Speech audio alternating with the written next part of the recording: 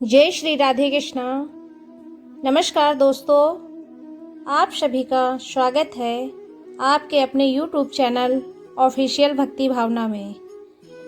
आज की इस पावन वीडियो में हम जानेंगे वट सावित्री व्रत के बारे में संपूर्ण जानकारी, व्रत का महत्व, पूजा सामग्री, पूजा विधि, चने का महत्व और वट सावित्री की पावन कथा। तो वीडियो को अंत तक जरूर देखिएगा। वट सावित्री व्रत का महत्व अब बताएंगे हम। हिंदू धर्म में वट सावित्री व्रत का बहुत बड़ा महत्व माना गया है।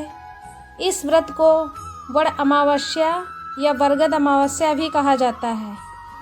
यह व्रत ज्येष्ठ मास की अमावस्या तिथि को रखा जाता है। मान्यता है कि इस दिन सुहागिनी महिलाएं अपने पति की लंबी आयु, सुख समृद्धि और अखंड सौभाग्य की कामना में व्रत रखती हैं और वट यानी बरगद के वृक्ष की पूजा करती हैं। धार्मिक मान्यताओं के अनुसार वट वृक्ष में त्रिदेवों का वास होता है। जड़ में ब्रह्मा जी, तने में भगवान विष्णु और शाखाओं में भगवान शिव का निवास करते हैं। इसी कारण वट वृक्ष की पूजा अत्यंत शुभ मानी जाती है। ऐसा माना जाता है कि माता सावित्री ने इसी वट वृक्ष के नीचे अपने पति सत्यवान के प्राण यमराज से वापस प्राप्त किए थे। तभी से यह व्रत पति की लंबी आयु और सुख दाम्पत्य जीवन के लिए रखा जाता है। वट सावित्री व्रत पूजन सामग्री।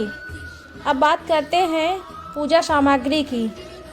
वट सावित्री व्रत की पूजा के लिए आपको चाहिए सावित्री, सत्यवान और यमराज की तस्वीर या मूर्ति, लाल कलावा, कच्चा सूत, धूप और दीप, मिट्टी का दीपक, रोली और अक्षत, फूल और फल, भीगे हुए चने, नारियल, पान और सुपारी, जल से भरा कलश, श्रृंगार की सामग्री, लाल वस्त्र, घर में बने पकवान जैसे पूड़ी आदि। इन सभी सामग्रियों को पहले से तैयार करके रख लें।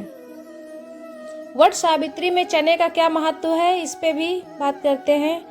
दोस्तों, वट सावित्री व्रत में चने का विशेष महत्व माना जाता है। मान्यता है कि जब यमराज सत्यवान के प्राण ले गए थे, तब माता सावित्री ने तप, भक्ति और अपने पतिव्रत धर्म के बल पर अपने पति को पुनः जीवित किया। कहा जाता है कि उन्होंने सत्यवान को चना खिलाया था जिससे उनके प्राण लौट आए। इसी कारण इस व्रत में भीगे हुए चने पूजा में चढ़ाए जाते हैं और प्रसाद के रूप में बांटे जाते हैं। वट सावित्री व्रत पूजा विधि। आप जान लेते हैं वट सावित्री व्रत की पूजा विधि। सुबह जल्दी उठकर स्नान करें और स्वच्छ वस्त्र धारण करें। इसके बाद पूरा श्रृंगार करें और व्रत का संकल्प लें। पूजा की सामग्री लेकर वट वृक्ष के पास जाएं। यदि पास में बरगद का वृक्ष न हो तो घर में छोटे वट वृक्ष की पूजा भी कर सकते हैं। अब पूजा स्थल को अच्छी तरह साफ करें। वट वृक्ष के नीचे लाल वस्त्र बिछाकर सावित्री, सत्यवान और यमराज की तस्वीर स्थापित करें। इसके बाद दीपक और धूप जलाएं। रोली, अक्षत, फूल, फल आदि भीगे हुए चने अर्पित करें। फिर वट वृक्ष के चारों ओर कच्चा सूत या कलावा बांधते हुए 5, 7, 11 या 21 बार परिक्रमा करें। परिक्रमा करते समय पति की लंबी आयु और सुखी वैवाहिक जीवन की प्रार्थना करें। इसके बाद वट सावित्री व्रत का कथा का श्रवण करें। फिर वट वृक्ष की जड़ में जल अर्पित करें। अंत में प्रसाद वितरित करें और बड़ों का आशीर्वाद लें। वट सावित्री व्रत की कथा। आप सुनिए वट सावित्री पावन कथा। प्राचीन समय में अश्वपत नाम के एक राजा थे। उनकी एक पुत्री थी जिसका नाम सावित्री था। सावित्री अत्यंत सुंदर, बुद्धिमान और पवित्रता स्त्री थी। जब सावित्री विवाह योग्य हुई तब उन्होंने वनवासी राजा गुमतसेन के पुत्र सत्यवान को अपने पति के रूप में चुना।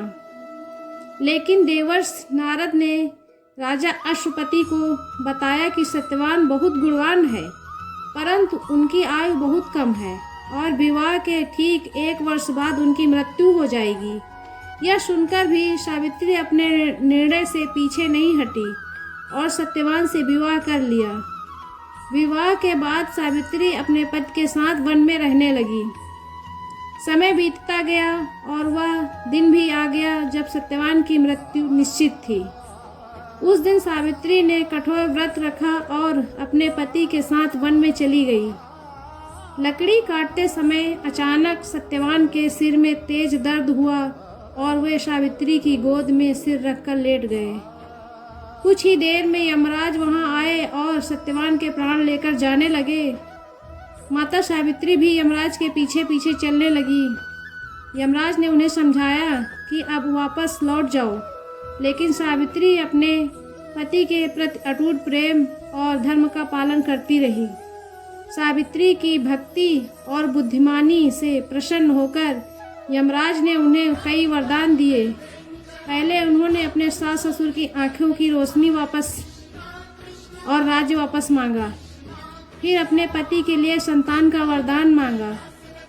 अंत में सावित्री ने यमराज से 100 पुत्रों की माता बनने का वरदान मांग दिया। यमराज ने वरदान तो दे दिया, लेकिन फिर उन्हें एहसास हुआ कि बिना पति के सावित्री माँ कैसे बन सकती है।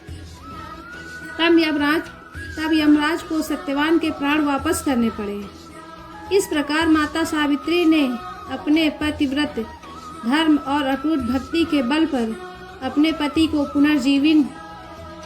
पुनर्जीवन दिया। तभी से वट सावित्री व्रत का महत्व बढ़ गया और सुहागिनी महिलाएं यह व्रत रखने लगी।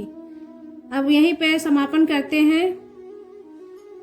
तो दोस्तों, यह थी वट सावित्री व्रत की संपूर्ण कथा, पूजा विधि और महत्व। अगर आपको यह वीडियो पसंद आई हो तो वीडियो को लाइक करें, शेयर करें और चैनल ऑफिशियल भक्ति भावना को जरूर सब्सक्राइब करें। आप सभी पर माता सावित्री और भगवान विष्णु की कृपा बनी रहे।